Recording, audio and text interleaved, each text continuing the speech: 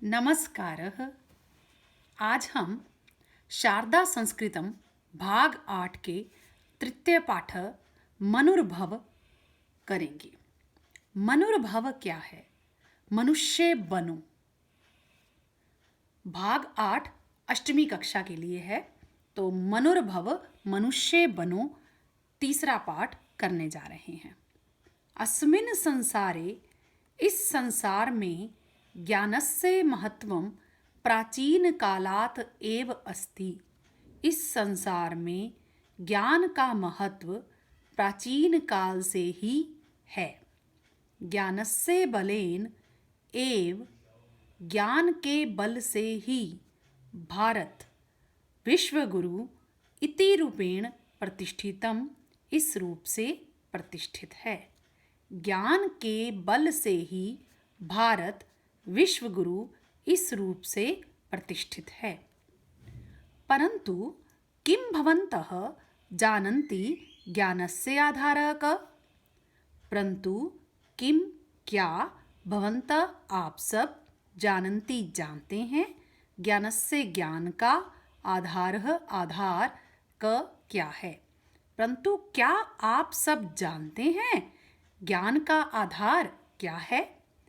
एतस्य उत्तरम अस्ति वेदः। इसका उत्तर है वेद।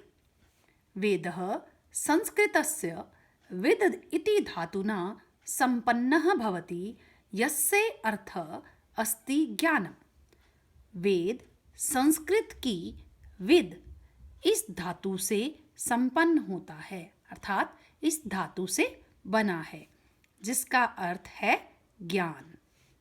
ऋग्वेदः, यजुर्वेदः, सामवेदः, अथर्ववेदः इति चत्वारः वेदाः सन्ति। ऋग्वेद, यजुर्वेद, सामवेद और अथर्ववेद, ऐसा या ये चत्वारः वेदाः सन्ति, 4 वेद हैं। ऋग्वेदः विश्वस्य प्रथमा रचना अस्ति। ऋग्वेद विश्व की पहली रचना है। सृष्टि संपूर्णं ज्ञानम वेदेषु अस्ति। सृष्टि का संपूर्ण ज्ञान वेदों में है। वेदानां विषये सर्वेषां भारतीयानां चिन्तनम् अस्ति यत् वेदानां ज्ञानम् ईश्वरेण साक्षात् ऋषीणां हृदये स्थापितम्। वेदों के बारे में सभी भारतीयों का सोचना है कि वेदों का ज्ञान ईश्वर से साक्षात ऋषियों के हृदय में स्थापित किया गया। ऋषय बहु तपः कृत्वा मंत्रान् दृष्टवन्त। ऋषियों ने बहुत तप करके मंत्रों को देख लिया। अतः ऋषयः मंत्रद्रष्टारः भवन्ति। इसलिए ऋषि मंत्रों को देखने वाले होते हैं। वेदेषु स्थिता मंत्रा एव ऋचः सन्ति। वेदों में स्थित मंत्र ही ऋचाएं होती हैं, या जो वेदों में मंत्र होते हैं उनको ऋचाएं कहा जाता है। ऋचा, हम कहते हैं ना ऋचा है ये, तो ऋचा माने मंत्रों को ही, जो वेदों में मंत्र हैं उसको ऋचा कहते हैं। ऋचा नाम समूह सूक्तम कथ्यते। ऋचाओं के समूह को सूक्त कहा जाता है। वेदेषु अग्नि सूक्तम, शिव संकल्प सूक्तम, संघटन सूक्तम इत्यादीनि सुप्रसिद्धानि सूक्तानि सन्ति। वेदों में अग्नि सूक्त, शिव संकल्प सूक्त, संघटन सूक्त आदि प्रसिद्ध सूक्त हैं। अब पहले इसी में से हम इन पदों का परिचय जान लेते हैं, उसके बाद हम आगे चलेंगे। तो देखिए, इसमें सबसे पहले अव्ययों को देख लेते हैं। एव अव्यय है। सब अव्ययों के बारे में जानते ही हैं। अव्यय क्या होते हैं? जिनका व्यय नहीं होता, अर्थात लिंग विभक्ति वचन के अनुसार वो बदलते नहीं हैं। कुछ मैं बताऊंगी, कुछ आपने अपने आप ही अव्ययों को छाट लेना है। इति अव्यय है। इसी तरह से यत् अव्यय है। बाकी आप अपने आप देख लेंगे।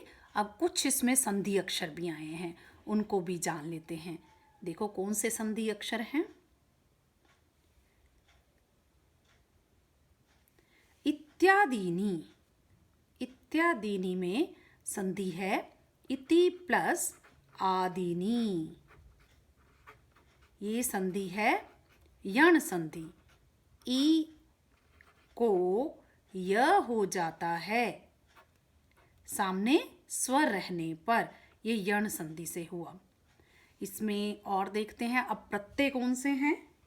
इसमें प्रत्यय भी आए हैं, जैसे प्रतिष्ठितम। प्रतिष्ठितम में कत प्रत्यय है। ये म कैसे आया? प्रतिष्ठित त भी कत प्रत्यय होता है, वो पुल्लिंग होता है, परंतु ये नपुंसकलिंग रूप में है, इसलिए म हलंत आया है।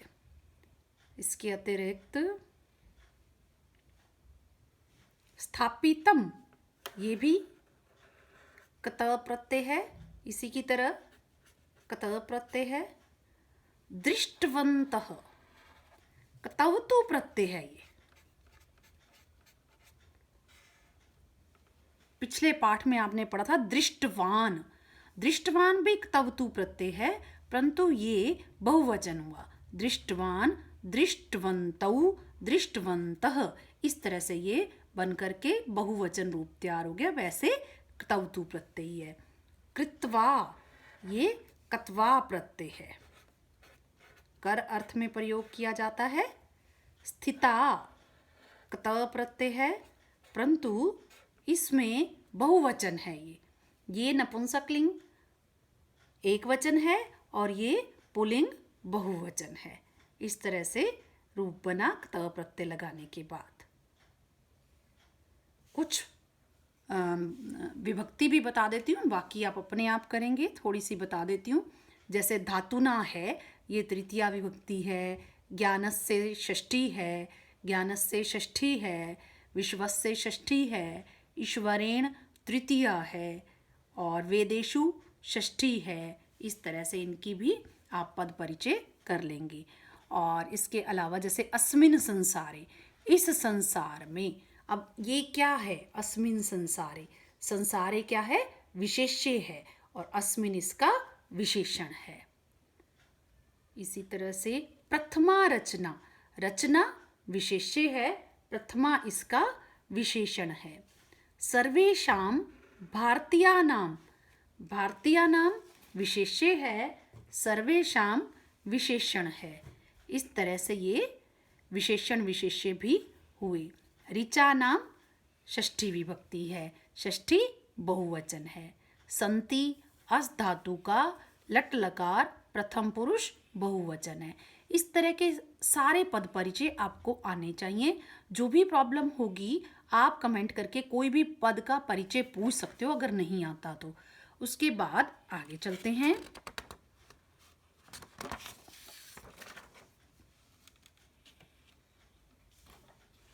अद्यत्वे आजकल संस्कृत मंत्रान् श्रुत्वा वयं केवलं कर्मकांड विषये विचारयामः, परंतु एवं न अस्ति मित्राणि।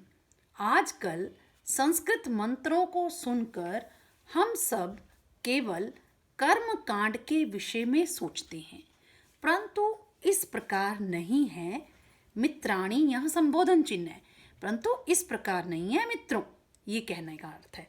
आजकल संस्कृत मंत्रों को सुनकर हम सब केवल कर्म कांड के विषय में सोचते हैं, परंतु इस प्रकार नहीं है मित्रों। संस्कृत की जब भी बात आती है या मंत्रों को जब भी हम सुनते हैं तो हमें ब्राह्मण याद आ जाते हैं। शायद हमें ऐसा लगता है विवाह आदि के लिए या किसी और तरह का मंत्र अगर हमें उच्चारण करना है तो शायद उन्हीं के लिए ही ये उचित है और उन्हीं के लिए ही उपयोगी हैं, परंतु ऐसा नहीं है। वेदेषु वनस्पति विज्ञानम, जीव विज्ञानम, चिकित्सा, कृषि, उद्योगः, शिक्षा, व्यवहारः, व्यापारः इत्याद्यः अनेके विषया उल्लिखिता सन्ति। वेदों में वनस्पति विज्ञान, जीव विज्ञान, चिकित्सा, कृषि, उद्योग, शिक्षा, व्यवहार, व्यापार आदि अनेक विषय उल्लिखित हैं, यानी दिए गए हैं। केवल कर्मकांड के बारे में वेद नहीं है, इन सब का ज्ञान भी हमें वेदों में मिलता है। वेदा न केवलं भारतीयानां कृते अपितु सर्वेषां मानवानां कृते सन्ति। वेद न केवल भारतीयों के लिए अपितु सब मानवों के लिए भी हैं, सब मनुष्यों के लिए हैं, केवल भारतीयों के लिए उनका महत्व नहीं है। वेदेषु सामाजिक विषयाणां उल्लेख प्रमुख रूपेण अस्ति। वेदों में सामाजिक विषयों का उल्लेख मुख्य रूप से है, यथा पर्यावरण संरक्षणम, सामाजिक समरसता, जल संरक्षणम, विश्व बंधुत्वम इत्यादि। जैसे पर्यावरण संरक्षण, सामाजिक समरसता, जल संरक्षण और संसार के प्रति भाईचारा इत्यादि आदि। जो पर्यावरण संरक्षण की बात आजकल हम करते हैं कि इतना प्रदूषण हो रहा है, उसको संरक्षित किया जाना चाहिए, इन सब का उल्लेख वेदों में भी है। सामाजिक समरसता, सबको मिलजुल कर रहना चाहिए। समाज में जितने भी हमें जो भी जाति पाति को भुलाकर मिलकर रहना चाहिए, वो है सामाजिक समरसता, उसका उल्लेख भी वेदों में है। जल को बचाना चाहिए, आपने इतने पढ़ते हो, जल है तो कल है, या जल को बचाएं, एक बूंद भी पानी की खराब ना करें, ये सब बातें वेदों में हैं। और विश्व के प्रति भाईचारा, केवल हम अपने भाई बहनों को नहीं, केवल अपने राज्यों के लोगों को नहीं, केवल अपने भारतीयों को नहीं, पूरे विश्व के लोगों को अपना भाई समझे, ऐसा वेदों में ज्ञान है। वेदानां मुख्य संदेश अस्ति। वेदों का मुख्य संदेश है मनुर्भव, अर्थात मनुष्य भव इति। वेदों का मुख्य संदेश है मनुर्भव, अर्थात मनुष्य बनो इति। ऐसा वेदानां ज्ञानस्य आधारेण एव भारते विपुलं साहित्यं रचितम्। वेदों के ज्ञान के आधार से ही भारत में बहुत बड़े साहित्य की रचना की गई है। उपवेदा, आरण्यकानि, ब्राह्मण ग्रंथा, उपनिषद, पुराणानि, रामायणं, महाभारतम् इत्येषां सर्वेषां मूलं तु वेदा एव। उपवेद, आरण्यक, ब्राह्मण ग्रंथ, उपनिषद, पुराण, रामायण, महाभारत, इन सब का मूल तो वेद ही हैं।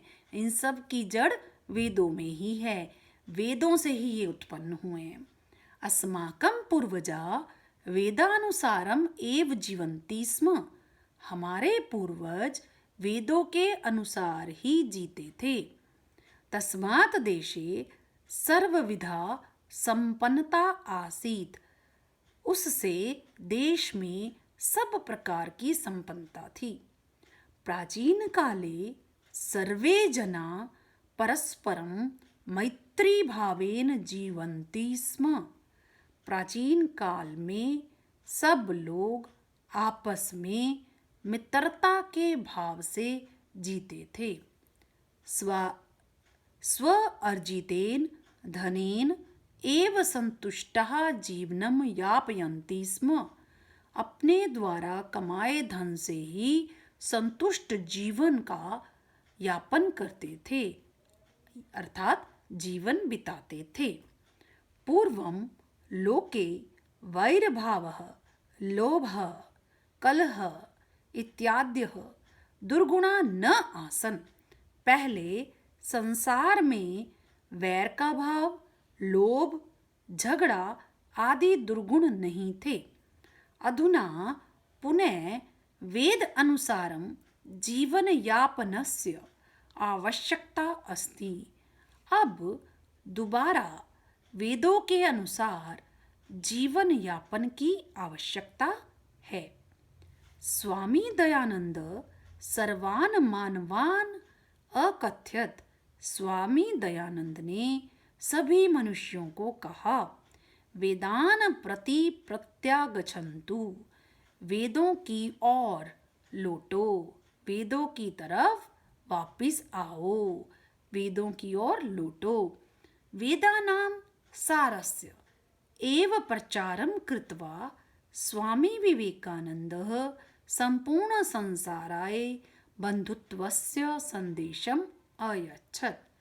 वेदों का सार ही प्रचार करके, वेदों के सार का ही प्रचार करके स्वामी विवेकानंद ने संपूर्ण संसार के लिए बंधुत्व का संदेशम अयच्छत संदेश दिया। वेदों के सार का ही प्रचार करके स्वामी विवेकानंद ने संपूर्ण संसार के लिए बंधुता का संदेश दिया। तो वो बंधुता का जो संदेश था वो वेदों का ही सार था। विश्वस्य सर्वासु मुख्य भाषासु वेदानाम अनुवाद अभवत। विश्व की सब भाषाओं में या वेदों की सब मुख्य भाषाओं में वेदों का अनुवाद हुआ है। अधुना वेदानां शिक्षा अस्माकं व्यवहारे भवेयु इति कामनां कुर्मः। अब वेदों की शिक्षाएं हमारे व्यवहार में हों या होनी चाहिए, ऐसी कामना करते हैं। संगच्छध्वं संवदध्वं संवो मनांसि जानतां देवाभागं यथा पूर्वे संजानाना उपासते। ये मंत्र है, इसका क्या भाव है? संगच्छध्वम, इसका मतलब है एक साथ चलें, हम सब एक साथ चलें। संवदध्वम, हम सब एक साथ बोलें। वो मनांसी जानताम, हमारे मन एक हों, निश्चय से हमारे मन एक हों। देवा भागम यथा पूर्वे संजानाना उपासते। प्राचीन समय में देवताओं का ऐसा ही आचरण रहा, इसी कारण वे सदैव वंदनीय हैं, इसी कारण वो हमेशा पूजे जाते हैं। इस तरह से ये सरल अर्थ हुआ। अब हम इसका परिचय कर लेते हैं, विभिन्न पदों का परिचय कर लेते हैं। देखिए इसमें भी आए हैं हमारे प्रत्यय। अब शुत्वा, इसमें कौन सा प्रत्यय है? कत्वा प्रत्यय, कर अर्थ के लिए। और है प्रत्यय ही देख लेते हैं पहले।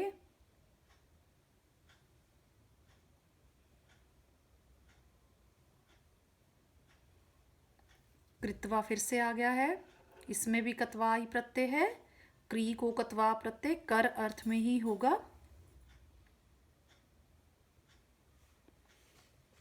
अब देखते हैं इसमें अव्यय कौन से आए हैं। एवं आया है, परंतु आया है, केवलम आ गया, अद्यत्वे आ गया। ये सारे के सारे अव्यय हैं। तो एव, स्म, न, अधुना, ये सारे अव्यय हैं। इति भी अव्यय है। अब इसमें कुछ संधि अक्षर भी आए हैं। संधि अक्षर देख लेते हैं कौन कौन से आए हैं। देखिए, एक तो आया है उल्लिखिता, ये है उत प्लस लिखिता, ये व्यंजन संधि है। तोरली सूत्र, त से त के बाद अगर ल आ जाता है तो त को भी ल हो जाता है। ये इसके सूत्र हम बाद में समझेंगे, बस आप इतना ध्यान रखिए। उत प्लस लिखिता। इत्याद्य, इति प्लस आद्य पहले कर चुके हो। रचितम भी आया है इसी में, ये अव्यय है।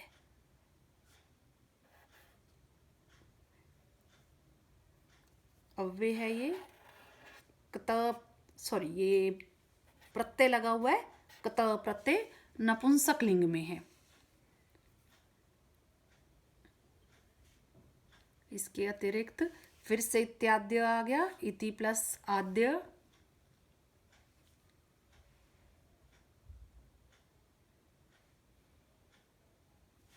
ये प्रत्यागच्छन्तु, प्रति प्लस आगच्छन्तु,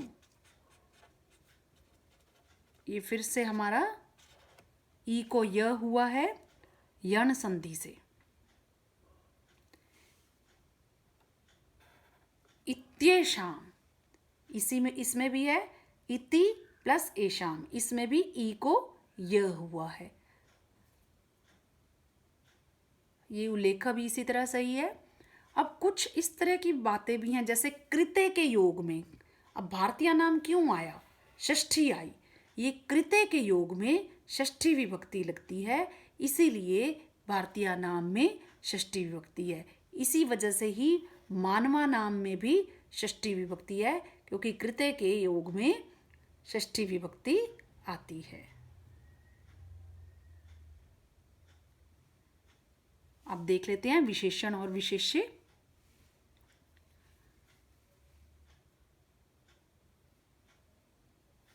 अनेके विषया, अनेके विशेषण और विषया विशेष्य। मुख्य संदेशः, संदेश विशेष्य और मुख्य विशेषण। ध्यान रखिए, विशेष्य में जो विभक्ति वचन लिंग होगा वही विशेषण में भी विभक्ति वचन लिंग होगा। विपुलम साहित्यम, साहित्यम विशेष्य, विपुलम विशेषण। सर्वविधा संपन्नता, संपन्नता विशेष्य, सर्वविधा विशेषण। सर्वे जना, जना विशेष्य, सर्वे विशेषण। स्व अर्जितेन धनेन, धनेन विशेष्य, स्व अर्जितेन विशेषण। अब ये भी क्या है, स्व प्लस अर्जितेन संधि है, ये दीर्घ संधि है। वेदानुसारम, इसमें भी संधि है, दीर्घ संधि है, वेद प्लस अनुसारम। सर्वान मानवान, विशेष्य मानवान और विशेषण सर्वान। अब विभक्ति देख लेते हैं थोड़ी सी। अस्माकम षष्ठी बहुवचन है, मुख्य भाषासु सप्तमी बहुवचन है। अब सर्वासु भी सप्तमी बहुवचन है, इसका मतलब मुख्य भाषासु विशेष्य, सर्वासु विशेषण। भवेयु, ये भी आपने धातु की हैं, विधिलिंग लकार, प्रथम पुरुष बहुवचन। और भू धातु है। इसी तरह से जीवंती, ये जीवंती के आगे अगर हम स्म लगा देते हैं या किसी भी धातु के बाद हम स्म लगा देते हैं तो वो भूतकालिक क्रिया बन जाती है। अब वैसे तो जीवंती लट लकार है, वर्तमान काल को दर्शाता है, जैसे ही हम पीछे स्म लगा देंगे तो वो भूतकाल बन जाता है। अस्ति, अस धातु, लट लकार, प्रथम पुरुष एक वचन। बाकी आप पद परिचय आप अपने आप कर लेंगे, जहाँ भी कठिनाई आए आप कमेंट करके पूछ सकते हो, वैसे सारा बता ही दिया है। धन्यवाद।